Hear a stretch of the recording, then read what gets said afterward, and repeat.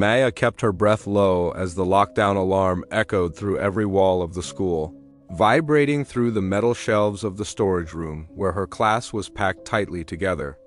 The air felt heavier than usual, thick with the smell of dust and forgotten textbooks. No one whispered. No one dared move. Even the teacher's hands were trembling, the flashlight clutched so tight her knuckles turned white. Asterisk outside the door. The hallway of B12 stretched into a silent tunnel of darkness. The emergency lights flickered, casting long shadows that seemed to bend and breathe.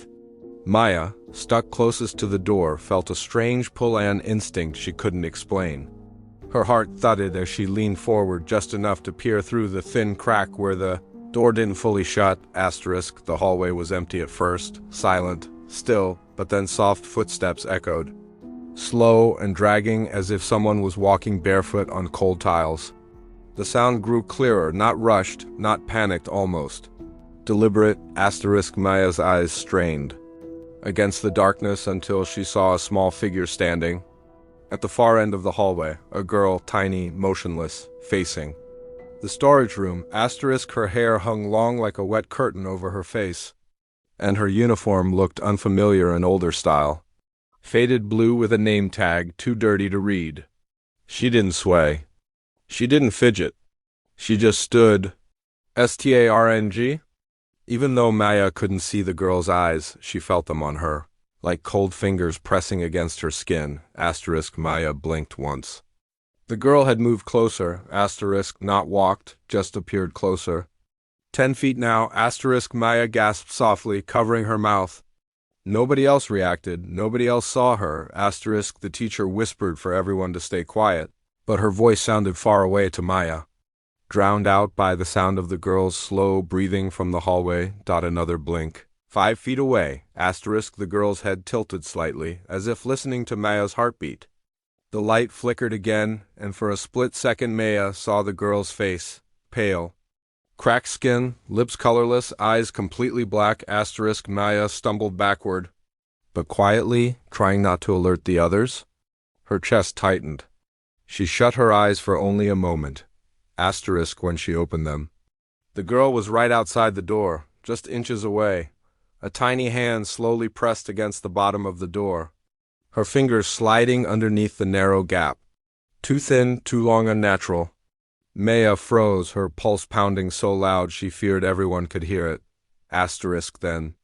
As suddenly as it started, the footsteps stopped, the breathing stopped. The girl's hand slipped back into the darkness. Asterisk. The lockdown alarm finally ended, and the lights flooded on.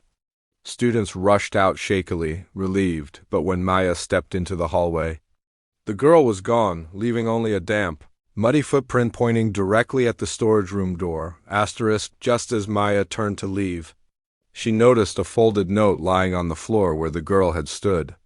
Her fingers shook as she opened it, written in a child's handwriting. "You saw me. Asterisk, now I follow you." The alarms wailed through the school in 2 different tones, one high and shrill, the other deep and mechanical, overlapping in a way that made every student's skin crawl. Alex had heard fire drills and lockdown drills 100 times, but never together. The confusion spread instantly.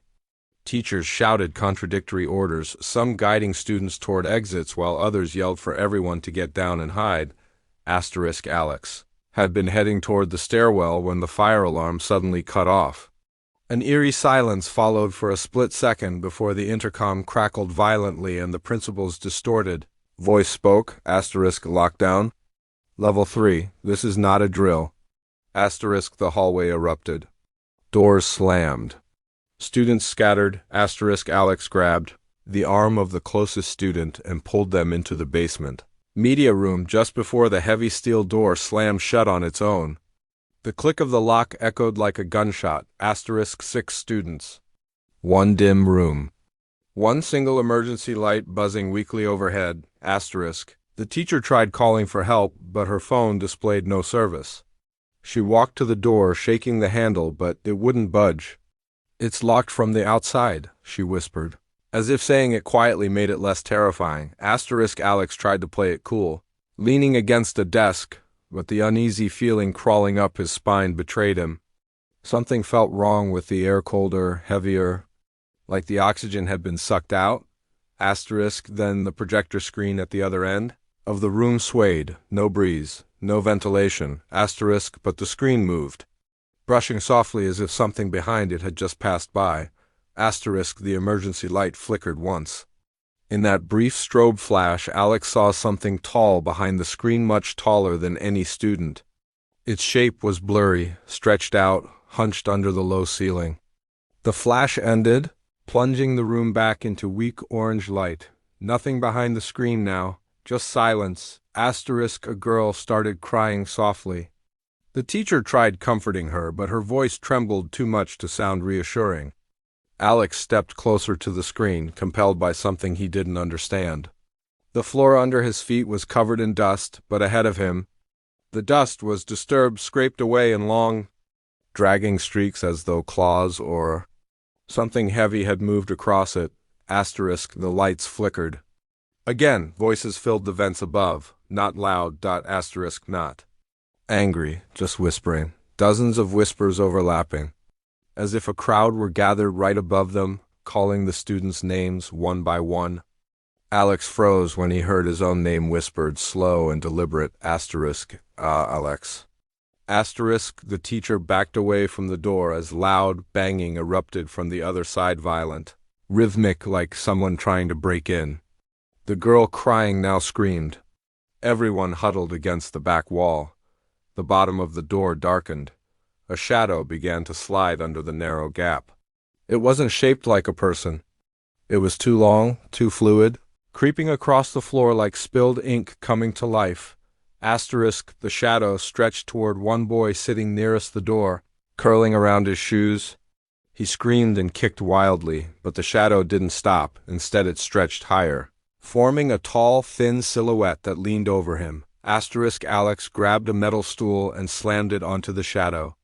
The metal passed right through like smoke, but the shadow recoiled slightly, shrinking back toward the door. Then the emergency light went completely black. Pitch darkness. Someone whispered directly into Alex's ear, so close he felt cold breath. Finally! You see me. The light snapped back on. The shadow was gone. Asterisk, not faded, gone instantly. As if wiped away. Asterisk, moments later, the locks clicked and the door swung open.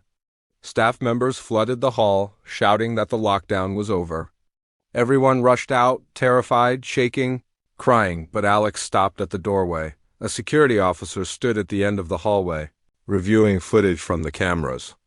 Alex peeked at the screen. His heart stopped. On the grainy footage, the shadow wasn't just in the media room. It had been following Alex through the halls long before the lockdown even began. Sticking to walls, crawling along the ceiling, stretching behind him like a living shadow that didn't belong to him. Asterisk. And on the last frame, before the camera cut out completely, the shadow's face turned toward the camera. Asterisk, smiling directly at Alex.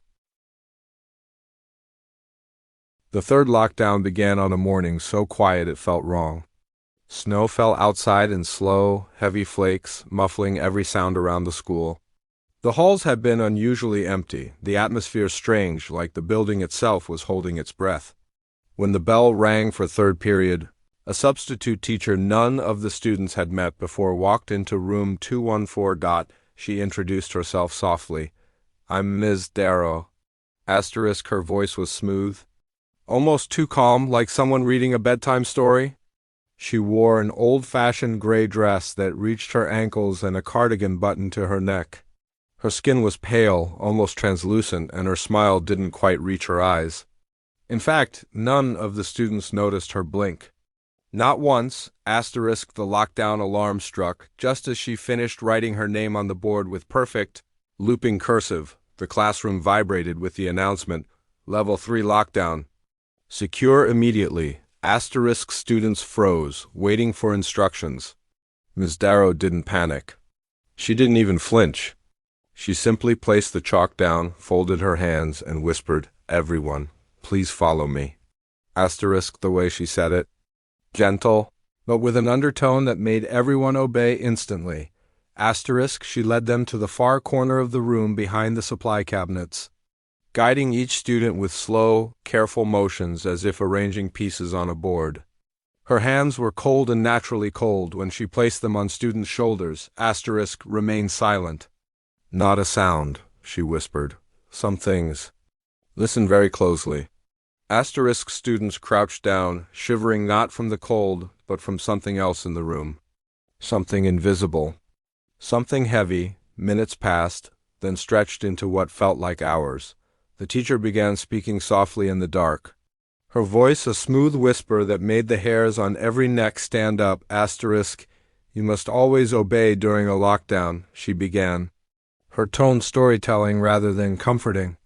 Once, years ago, there were children who didn't follow the rules. They whispered to each other, they laughed, they hid poorly.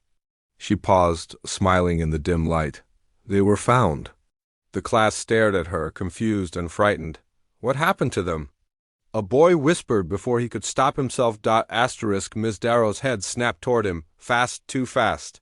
Her eyes widened, pupils black as ink. They never left this school, she whispered. A loud thud echoed in the hallway. A scream followed, muffled by walls. Students jumped. But Miss Darrow simply tilted her head, listening with an eerie calmness. Just like before, she murmured. History always repeats. The classroom grew darker, though no lights had turned off. The air became colder, so cold that students could see their breath fogging in front of them, Miss Darrow's own. Breath didn't fog at all. Another bang at the door. The handle shook violently. A girl started silently crying. Miss Darrow reached out and wiped a tear from her cheek with a single long finger. Don't cry, dear, she whispered. Fear attracts them. Students exchanged terrified glances. Suddenly, the lockdown alarm ceased. The intercom crackled. All clear.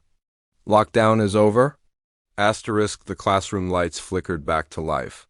The door opened and the actual teacher, Ms. Reynolds, rushed inside, breathless. Everyone stay calm. Wait. Who was watching you? The class turned to point at Ms. Darrow, but she was gone. No footsteps. No open door, no sign she had ever been there. The principal was brought in. Confused, she confirmed all substitutes were accounted for. No one named Miss Darrow had been hired. No one of that description existed in the district system. But the students knew what they saw, and what she had left behind. Near the teacher's desk, half hidden under a stack of papers, was a thin notebook bound in cracked leather. When a student opened it, their stomach dropped. Each page listed the names of students in the class. Next to each name was a date, dates in the future, death, dates, the last name on the list was the boy who had whispered during the lockdown, his date was tomorrow. The sky outside the school turned an unnatural shade of gray. The morning the final lockdown began, thick clouds hanging low enough to swallow the roof, suffocating the air with a heavy silence. Something in the atmosphere felt wrong, like static running through the walls, humming beneath the floor. Students shuffled into classrooms, uneasy but unaware that the day would change everything. Maya sat by the window, staring at the reflection of the pale girl she'd seen in B12. She blinked, and the reflection vanished. Across campus, Alex was trying to convince himself the shadow wasn't still watching him. And in room 214, the students who encountered Ms. Darrow avoided staring at the empty corner where she had once stood. Then the intercom clicked. A harsh, deep alarm blared, one no one had ever heard before. Not a fire drill? Not a normal lockdown? This alarm sounded like metal grinding, like something ancient waking up beneath the building. The principal's voice came through. Trembling, strained, code black, repeat. Code black, all students remain where you are. Teachers froze. Students screamed. No one had ever heard of code black. Rumors had whispered about it. An emergency above level 3, reserved for non-human threats. But everyone had assumed it was urban legend. The lights flickered violently. The floor trembled once, like something enormous shifting far below. Moments later, Men in dark uniforms rushed into the school badges without agency names, faces hard with fear instead of confidence. They moved with weapons, scanners, and files marked restricted. Students from all three incidents, Maya, Alex, and the class from the third lockdown, were pulled out and brought to the old auditorium, away from everyone else. The government-looking officials locked the doors behind them. A woman stepped forward. Her voice was calm, but her hands shook slightly as she spoke. You are not in trouble, she said quietly. You are witnesses. Her eyes scanned the students with sympathy. Then fear. You have all encountered manifestations connected to this building. They are not random. They are not hallucinations. They are warnings. The students stared at her in disbelief. She continued. This school was built on the remains of the Briarwood orphanage. It burned down in 1959. The children who died there, some peacefully, some trapped, left behind something that still exists. Something that tries to protect anyone who enters this land. Maya felt her chest tighten. Protect us from what? She whispered. The woman swallowed hard. The thing that started the fire. It wasn't human. And it wasn't destroyed. It's still here beneath the foundation. The floor shuddered again, harder this time. Dust rained from the ceiling. Screams echoed from distant hallways, students panicking as doors slammed shut on their own. Windows sealed. The entire school locked itself from the inside. Lights across the auditorium flickered red. Alex's breath caught in his throat. This is not a lockdown, he muttered. The woman nodded grimly. It isn't, it's containment. Suddenly, every door in the auditorium slammed shut. Locks clicked. The temperature dropped, instantly cold enough for everyone's breath to cloud in front of their faces. A deep, rattling sound vibrated through the walls. Like something massive and ancient exhaling, the students huddled together as the red emergency lights pulsed. From the far corner of the auditorium, a familiar figure appeared, small, pale, with long dark hair and an old uniform. The girl from B12 stood silently, watching Maya. Behind her, shadows began to crawl up the wall, stretching, forming tall, long-limbed figures that moved with unnatural grace. And in the back row, where the seats had creaked during the lockdown, a woman slowly rose to her feet. Gray dress, cold skin, unblinking eyes. Miss Darrow. Every student gasped. But none of the entities moved toward them. They were facing the stage, the floor. Below, the stage cracked slowly with a sickening groan. Wood splintered, panels collapsed, and beneath it, a huge metal door covered in burned symbols began to reveal itself. A rumbling growl rose from below, vibrating the entire auditorium. The pale girl's voice echoed in Maya's mind, not spoken aloud, but clear and urgent. We tried to warn you.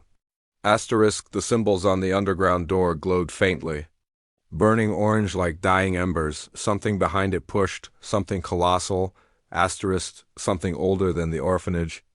Older than the school, older than anything human. Alex backed away, trembling as the metal bent outward, and then a crack split through the center of the door as if something was forcing its way out. The red lights went dark. The auditorium plunged into blackness, and the only sound left was the slow, deliberate opening of the door beneath the school.